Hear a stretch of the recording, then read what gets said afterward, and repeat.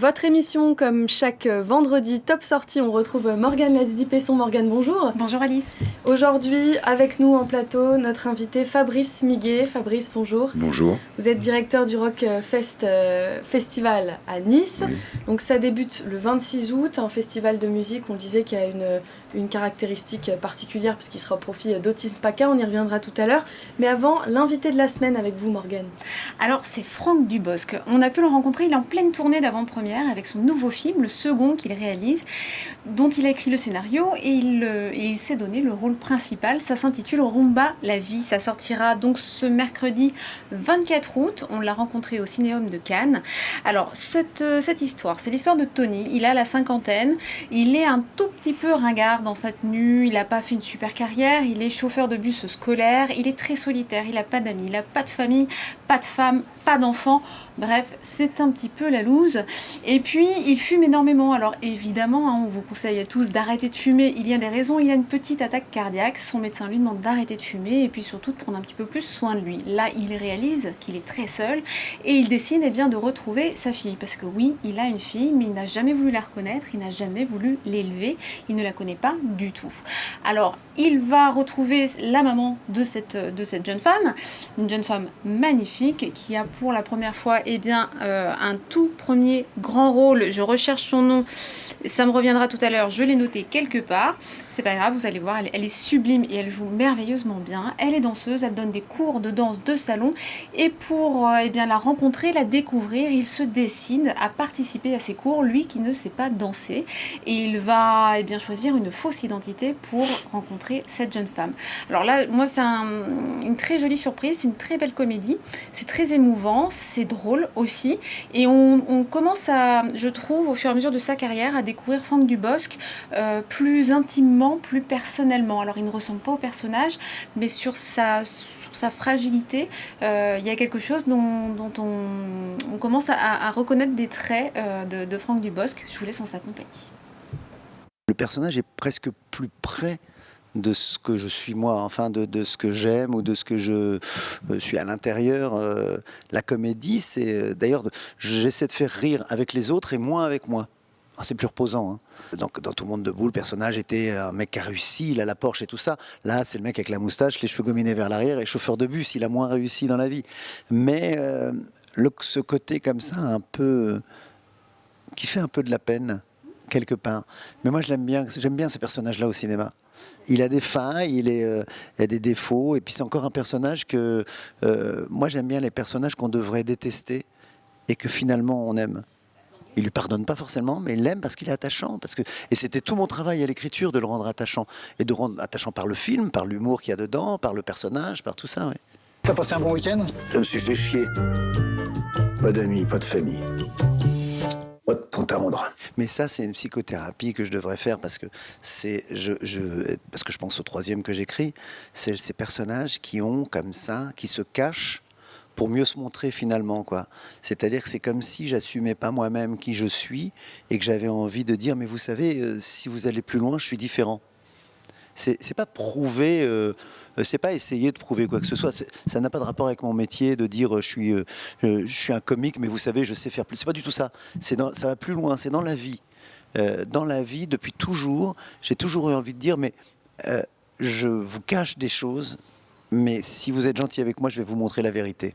C'est un peu ça. Au cinéma, je fais la même chose dans les écritures de films que je fais. Je veux que tu sois mon partenaire au prochain championnat du monde. Faut que tu lui dises qui tu es. C'est ridicule, je sais pas danser.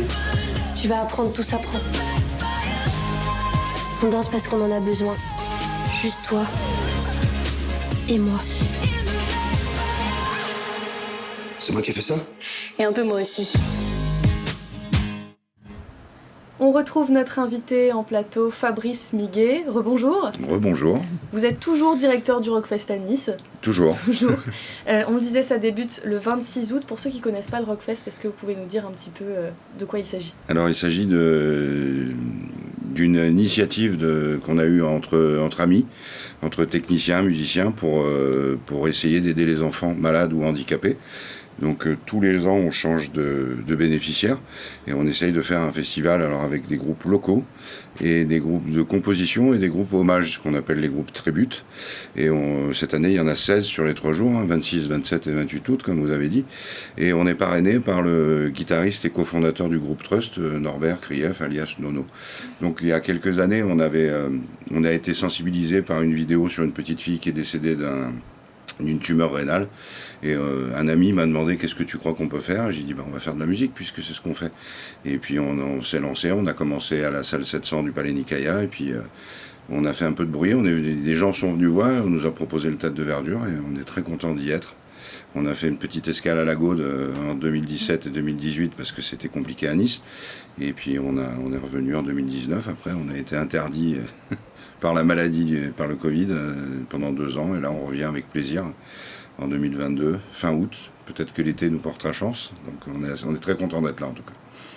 Alors, chaque année, en moyenne, vous attendez combien de spectateurs? Je crois que c'est entre 5 et 10 000 sur les 3 soirs. Alors non, c'est plus 3 000 sur les 3 soirs. Parce que on reste des groupes locaux, donc on a du mal à fédérer. Je pense que cette année, on va battre le record. On va passer au-dessus des 3 500. Puisqu'il y a encore beaucoup de touristes. D'habitude, on est début mai, donc c'est plus un public local. Là, on va profiter du tourisme, justement. Mais entre 5 et 10 000, c'est les dons qu'on fait. En fait, on a toujours, d'accord. 5 000 euros, 10 000 euros. J'ai des problèmes de mémoire, entre les chiffres, les noms.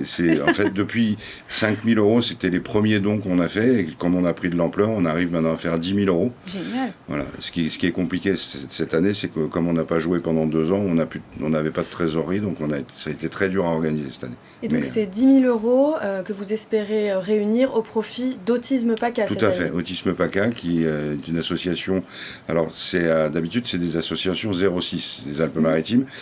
Autisme PACA est basé à Draguignan, dans le Var, mais on a passé un accord avec M. Jean-Marc Bonifay, le président, pour que ces actions qui seront menées avec ces fameux 10 000 euros qu'on espère, se fassent avec des petites associations du 06. C'est-à-dire qu'il a prévu, il a un projet plan, comme on dit, d'action avec des petites associations du 06. Et ils vont, en fait, le but là, c'est d'aider les familles à pouvoir vivre avec leur enfant autiste. Parce que c'est forcément, je ne vais pas dire que c'est compliqué, mais c'est pas... pas toujours évident. Pas toujours évident.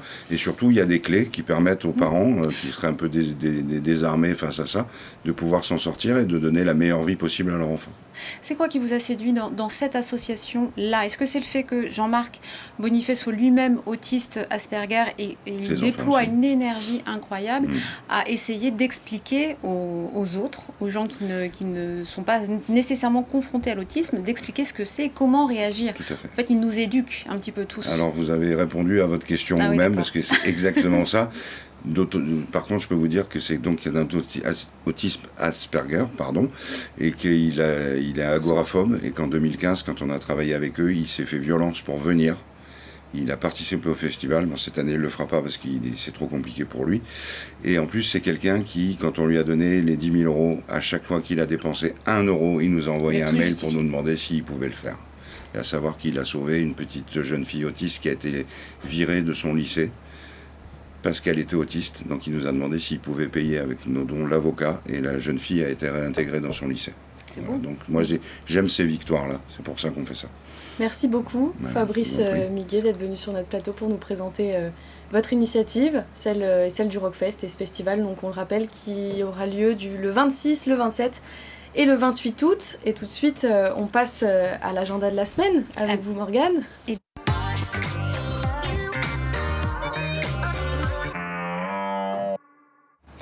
On va retourner au cinéma avec La Dégustation. Alors c'est le film, c'est l'adaptation cinématographique de sa propre pièce, celle d'Ivan Kelberac. Il va nous mettre en scène la rencontre de Jacques, qui est propriétaire d'une petite cave à vin. C'est au bord de la faillite, et il va rencontrer Hortense, qui est une célibataire et qui a peur de finir vieille fille. Elle va venir participer à un atelier dégustation, et évidemment il devrait se passer quelque chose entre eux. Si je vous en parle, c'est que le film va sortir le 31 août, mais avant ça, le 20 2022, eh bien, il y aura au Pâté Gare du Sud une avant-première un petit peu spéciale parce que Savannah, que nous avions reçu, le directeur du Pâté, eh bien, convie le château de Saint-Martin de Tarado à venir faire une dégustation. Donc, on va pouvoir déguster les délicieux nectars de Saint-Martin. On va poursuivre avec le Bal des Fous. Donc là, il nous reste 2 dates. C'est à Cannes, sur la terrasse du Palais des Festivals. Il nous reste donc les dimanches 21 et 28 août. Il faut venir déguiser. Le 21, c'est le bal des pirates. Et le 28, c'est le bal des pyjamas. Donc moi, personnellement, je vais prendre la deuxième solution. Et on termine tout de suite avec le tournoi des joutes raphaéloises. Ce sera donc demain, 20 août, 16h30, au port Santa Lucia de Saint-Raphaël. La dernière, la finale, ce sera le 3 septembre. Et là, ce sera au Vieux-Port. Donc là, c'est un mélange de folklore, de tradition et de sport. Donc les joutes nautiques, ça date de l'Antiquité. Le but, c'est d'avoir 2 jouteurs perchés et ils doivent faire tomber celui de l'équipe adverse dans l'eau. Voilà, donc moi je vais les regarder mais à sec. Et ben on va aller voir tout avec ça. moi. Ben, on vient avec plaisir. Merci beaucoup Morgane, merci aussi à Fabrice Miguet encore d'être venu sur ce plateau. beaucoup. Et puis à vendredi prochain